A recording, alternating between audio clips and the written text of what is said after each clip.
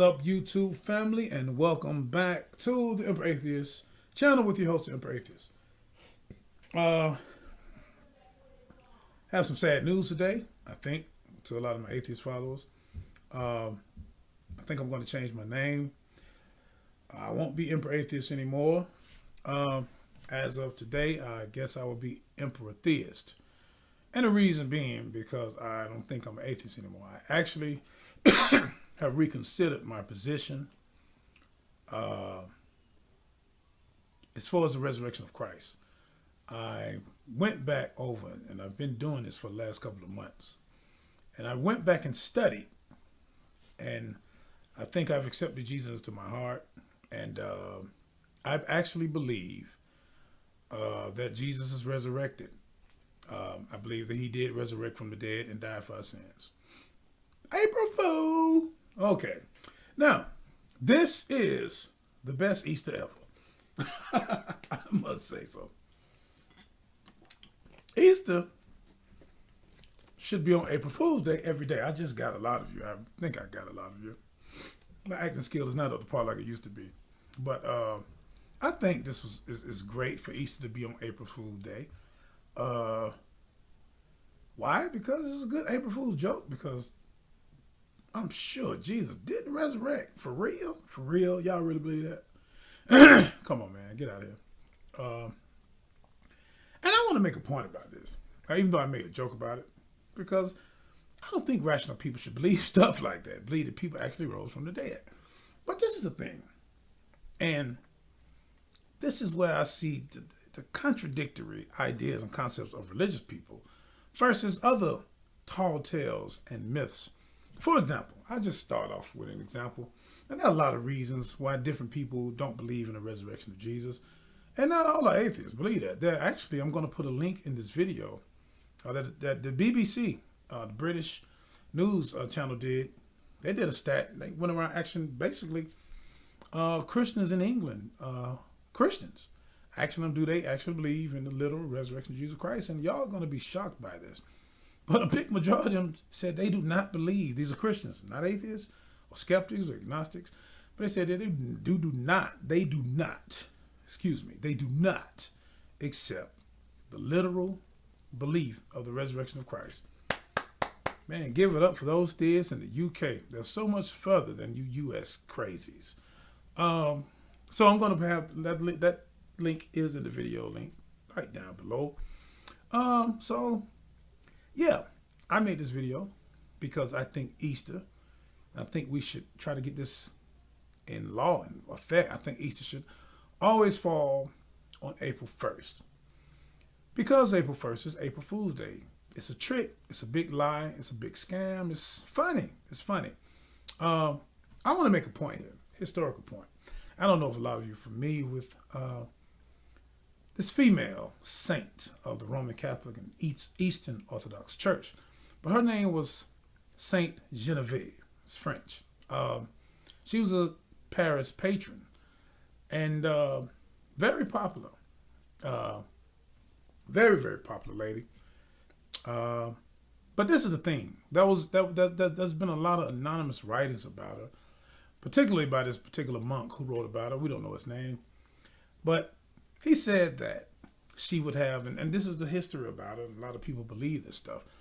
He said that she healed the blind, that she healed crippled people, she healed the lame, as the Bible called it. Says one time she had a cursed tree, had it ordered to be cut down. I don't know how she know the tree was cursed. I have no idea.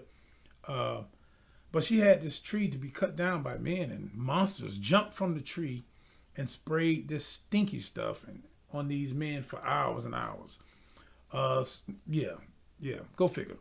And then says that one time she was sailing at sea and 11 ships capsized, and she prayed and they got back right and everything was good. Say that she did all of these miraculous things in front of people. Say that she could actually turn water and turn other things to water and oil in front of everybody. Say she did stuff like this on a regular basis. Miraculous things that we just don't see today. Now, the majority of you who have never heard of Saint Genevieve, and I'm going to put her historical link inside the video too. A lot of you, things I just said, a lot of you, even theists, you probably wouldn't take that story literal. You wouldn't take those legends to be historically accurate. I very seriously doubt it. But this is the thing though. And everybody knows I'm a big fan of the philosopher David Hume. And David Hume simply said that it's funny that all of these particular tall tales and miraculous things and events that went against the laws of physics and the laws of science that we know now. It says it's funny that all these things took place in a time where science and where cameras and where all of these things and where we could actually investigate. He didn't say cameras, but I'm saying cameras. Where all of the things that we could actually investigate and actually use empirical techniques. It happened in a time where that just didn't happen. But now, none of this stuff happened. You don't see people healing the blind. You don't see, unless you go and get some type of laser surgery done by professional people who actually went to school. You don't actually, and then that's a certain type of blindness that they're healing. You don't actually see these things today. You don't see people praying and things happening. I just made a video on the ineffectiveness of prayer and how scientific studies have been shown that just doesn't work. Or either this particular God is just not participating because he's mad that we're trying him. Nah, the hell with him. So think about this. Why don't we see these things today? All of these stories. And why don't you, most of you Christians, the story that I just told you about, this Saint Patron, this Roman Catholic female saint, Saint Genevieve. 9 out of 10, you don't believe the things that I just told you about what has been written about her hundreds and hundreds and hundreds of years ago. But yet, you call yourself rational, thinking beings today, but yet you believe that a man named Jesus Christ rose. He had the power to make people rise from the dead, Lazarus, the daughter of Jairus. And you believe that he rose from the dead. Now, why would you believe something like this in this day and time when you've never seen it? Well, I asked that question even though I know the answer to that question. You believe it because you have been indoctrinated with mythology. You don't believe this because you actually in your mind believe that it actually happened. You believe it because it makes you feel good. Prayer makes you feel good. It's a psychological placebo for you. But to believe that a man named Jesus Christ, who probably existed, like I said, I'm not a Christ myth. A lot of atheists are. I don't necessarily care. I love the debate. I think he probably did exist in the first century. I think, of course, a lot of things about him were definitely exaggerated and over sensationalized. Miracles and all of this walking on water. All of this is nonsense. Him resurrecting from the dead is nonsense. April Fool. But I have to say that for people to just accept it now, and just going on what David Hume said, why do these things don't happen now? And I know a lot of you Christians and theists say, well, you know, Jesus, it don't have to happen now because Jesus finished it. He died and he rose and he went to hell in those 3 days, which was not 3 days and 3 nights, as he so-called said, as he actually compared himself to Noah being in a whale for 3 days and 3 nights. You know, do the math and you see that wasn't right. But I won't talk about that. I won't get off into that. But, I mean, I know a lot of you just will say, well, Jesus, you know what, he did it. He is over with. We don't have to see this anymore. We got the book now. We have it, and we just know that this is the truth, and we need to live our life according to Christ, and we're going to die and be resurrected one day. Yeah, I know that's simple. That's a simple way to just put icing on the cake. But Jesus said in these verses, this is what Jesus said according to the text. So let me not say what Jesus said. He may not have even existed. But according to the authors of this Bible or Gospels, which are copies of copies of copies of copies of copies, they said that he said, they said that they said, yeah, let me say that right. They said that they said that they said that he said that after me, all of these miracles that you see that I do, you would do more. Now, surely you Christians know these verses, and these verses shouldn't be debatable. But you don't see people doing these miracles. You don't see people out here healing the blind, healing the sick, making amputees' legs and arms grow back. You never see that. I did a video on that. I've never seen any of this happen. Babies dying in car accidents every day. Babies dying of diseases. Babies dying of cancer. Children hospitals all over the U.S. We ain't got to do the world. Just U.S. numbers alone are sad or aggravating for children's deaths every year under the age of 5. Okay, man, prenatal deaths, all type of deaths that obviously these Christians and theists who believe in the so-called power of God is not working. So so the Bible, you are proving the Bible wrong, and you're proving us right.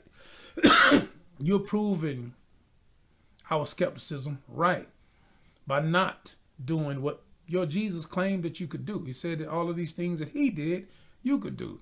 He said if you had the faith of a mustard seed, you do know what a mustard seed is. It's a very small seed. It's not the smallest, even though he said it was the smallest, but it's not. Obviously, he didn't know. But okay.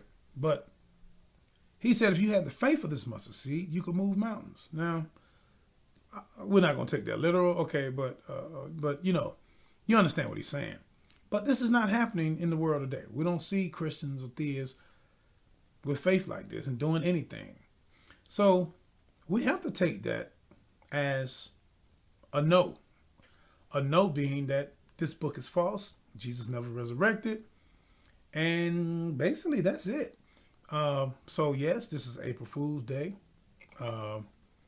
Jesus Christ didn't resurrect for nobody's sins because we've never seen anybody resurrect from the dead.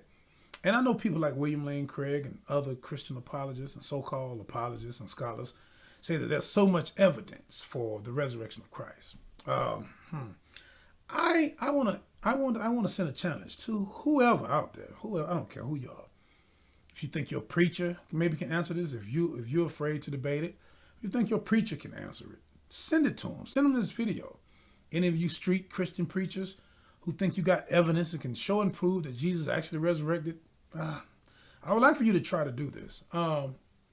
Because you go on the internet, you go on social media, people are always talking about evidence, even in debates. Evidence that William Lane Craig has done plenty of debates where he says one of the main evidences that, and it's very laughable, one of the main evidences that he uses said because the tomb was empty.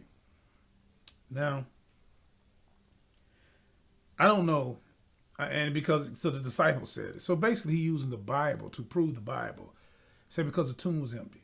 Do we have any external historical evidence of anybody resurrected from the dead? No. Even if we was to just say for the sake of argument that Jesus existed, and for the sake of argument that the historical writings of Tacitus and the Annals and Josephus, even though we notice some people actually later forged writings in Josephus, but let's just take Josephus and Tacitus and whoever else, plenty of the younger, for whatever their word is, which is not a lot to say about this historical Jesus. Let's just say that these are the reasons why we believe that a Jesus Christ of Nazareth actually lived. We still have no external evidence of him resurrecting from the dead. We still have no external evidence, none, zilch, of him doing miracles, turning water into wine, healing the blind, resurrecting Lazarus, resurrecting Jairus' daughter, or God resurrecting himself, or him resurrecting himself if he's supposed to be God according to what you believe about the Trinitarian doctrine. So we have no external evidence of any of these things. Only thing we have of this is the Bible itself. We know that these New Testament texts are not reliable. I've done many videos on that. Many scholars have attested to this, not only Bart Ehrman, many other scholars, Robert Price, others, even those who are still within the Christian fold have told the truth about these texts and their variants. And a lot of them, of course, are going to eventually say, well, this doesn't hold any stronghold on our doctrine, but it does. I did a video on the doctrine of heresy, and I'm going to continue to keep doing videos on the doctrine of heresy within the Bible and the New Testament, particularly. So when we talk about evidence, or what Christian apologists say, evidence for Jesus resurrecting, you don't have any. You can say the tomb was empty. Well, the question I have to ask you, if you say that's an evidence, And basically this is what William Lane Craig and a lot of people follow what he say. If you claim that to be an evidence, then I have to say, what tomb are you talking about? Exactly what tomb was empty, and exactly how do you know this was the tomb that so-called Joseph of Arimathea took him to? And how do you know this was the grave or the sepulchre that so-called Mary Magdalene and all these others went to, and this rock was so-called rolled back? First of all, can you show me archaeology evidence of that this was an actual tomb where he actually laid his dead body at? Of course you can't. Secondly, as far as any Roman records concerned, we know that Pilate, Pontius Pilate, whether you want to call him a procurator or whatever you want to call him, we know that he was a real historical person. But do we have external historical evidence in any Roman records or any other records of Judea where there was a trial that the Jews went to Pontius Pilate and actually accused Jesus of these things, of blasphemy, whatever they wanted, and that it was so important to Pontius Pilate that he actually had him killed? Do we have external evidence of that, historical evidence? No, we don't. So we don't have evidence of, not only do we not have evidence of him actually coming back, we don't have evidence of the particular grave or sepulchre that he was supposedly put in. We don't have evidence of a trial for his life that was taken. We don't have any external historical evidence for that. So what evidence do we have besides the four Gospels? Because like I said, in and of itself, the four Gospels is not history. The Bible is not a history book. And the Bible itself has shown itself to be contradictory of real history, because we did have historians during the first century CE, Common Era, or some of you may say AD. We had historians. We had Josephus. We had Tacitus. We had Philo of Judea, Seneca. I mean,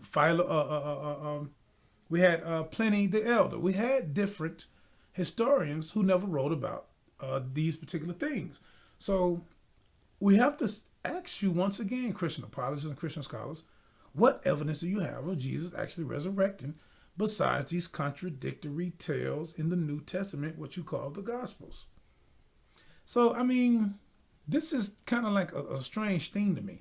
And different contradictions dealing with Judas Iscariot, how he killed himself. And I think I'm going to do just a single video on that within my New Testament doctrine of inerrancy. Or how in one particular verse of Corinthians, it says that he hung himself and bought a field. But in the other verse, he hung himself, in other words, he fell over this cliff. Y'all understand the verses. And his guts bust open, right? And in another verse, it totally goes against that and says he died a totally different way. Not only that, when we talk about Paul and how Paul said that Jesus, after his resurrection, in Corinthians, Paul says that Jesus appeared to the 12. But how is that so when Judas had already had died? Now we know in Acts, when you get to Acts, another disciple, I think Matthias, had became one of the 12. They did the lots for him, and he became 12. But Paul says that Jesus appeared to the 12. How did he appear to the 12 when Matthias hadn't become a part of the 12 until after Jesus had left? So this is a problem. This is another problematic verse, and it's just examples I'm using for the historical contradictions, even within the New Testament, it contradicts itself on how Judas died. Very problematic things. So I didn't mean to make this video that long. I'd like to thank everybody for watching. Thanks for all my new subscribers. And that's basically it. Hope y'all having a good day on this April Fool's Day. Well, a matter of fact, I might put this out just a little before April Fool's Day. Who knows? I mean, like I said, I'm glad Easter fell on April Fool's Day today. I mean, this year. It's great. It's wonderful. Because the resurrection of Christ basically didn't happen. I think it was a bogus story. It's just something that people in that particular time wanted to make something happen and have them somebody to follow. But like I said, once again, man, thanks for watching my videos. I'm Atheist. I'm out. Peace.